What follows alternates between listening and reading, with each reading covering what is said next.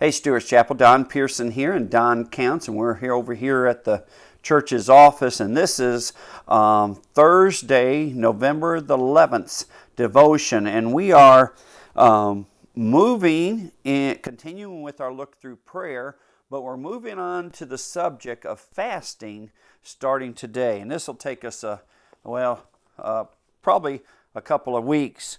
Today, I want to read to you from Joel chapter 1, verse 14.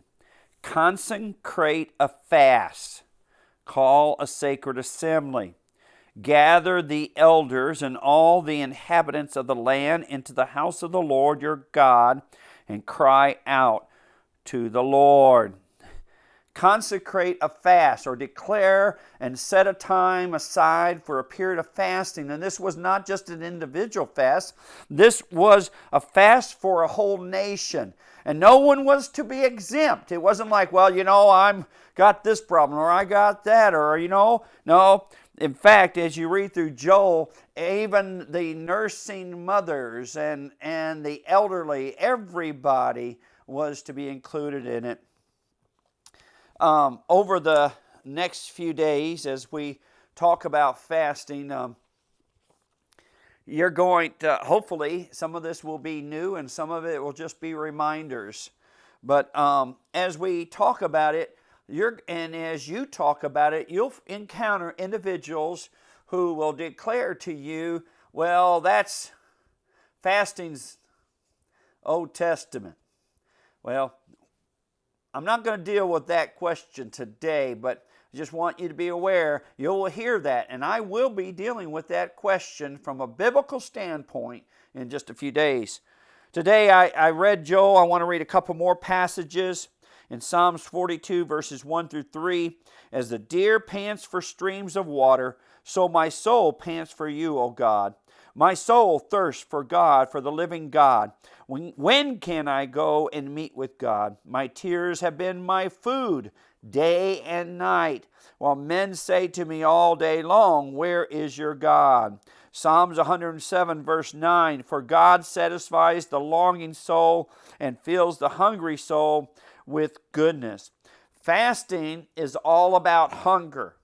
Fasting is about hunger because the question in a fast that God is seeking is to see how hungry your heart is for Him. Fasting is all about being more hungry for God in a period of time in your life than you are for anything that normally would feed your life or give your life rest or anything else. You are so focused on God that becomes your primary hunger. I wanted you to hear from a few men that you may know.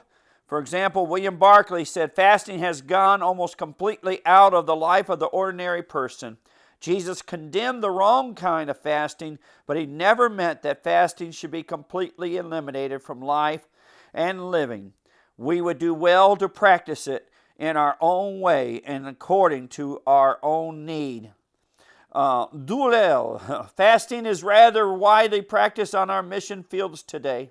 Like every other God-ordained religious practice, fasting can be misused or abused, but fasting is still God's chosen way to deepen and strengthen prayer. D. Martin Lloyd-Jones said, as men and women are beginning to consider the day and times through which we are passing with a new seriousness, and as many are beginning to look for revival and reawakening, the question of fasting has become more and more important. Dwight L. Moody, if you say, I will fast when God lays it on me, you never will fast. You are too cold and indifferent. Several others. Here's one from John Calvin. John Calvin says, words fail to explain how necessary prayer is.